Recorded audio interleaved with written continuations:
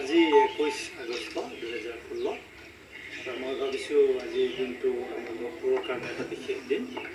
আমাৰ নিজৰে এটি সন্তান আমাৰ গহপুৰৰ মালিজান কটকী চুকৰ মনজিত দিহিঙীয়ে এটা অভিলেখ স্থাপন কৰিবলৈ গৈ আছে।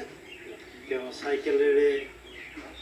চাইকেলৰ হেণ্ডেলত হাত নিদিয়াকৈ ইয়াৰ পৰা গহপুৰৰ পৰা জামগুৰি পৰ্যন্ত কুসুমতলা পৰ্যন্ত চাইকেল চলাই যাব। তাকো অসমৰ কেইবিধমান লোকবাদ্য তেওঁ বাদন কৰি যাব। সেইটো এটা অতিশয় তাৎপৰ্যপূৰ্ণ কথা।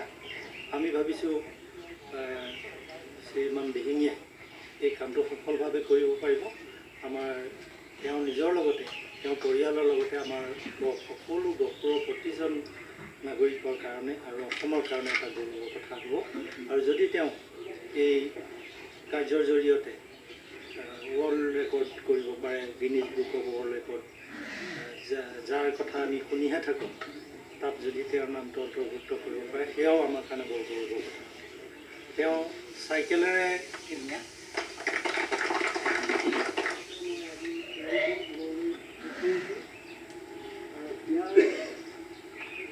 যিটো যাত্ৰা আৰম্ভ কৰিম, সেই যাত্ৰা আপোনালোকৰ আশীৰ্বাদে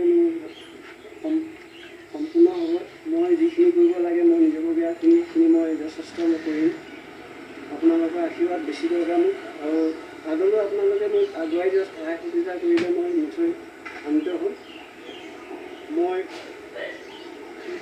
কাইলৈ যিটো যাত্ৰা কৰিম সেইটো মোৰ 4টা ৰেকৰ্ড হ'ব। এটা হ'ব universal record, Asia book of record,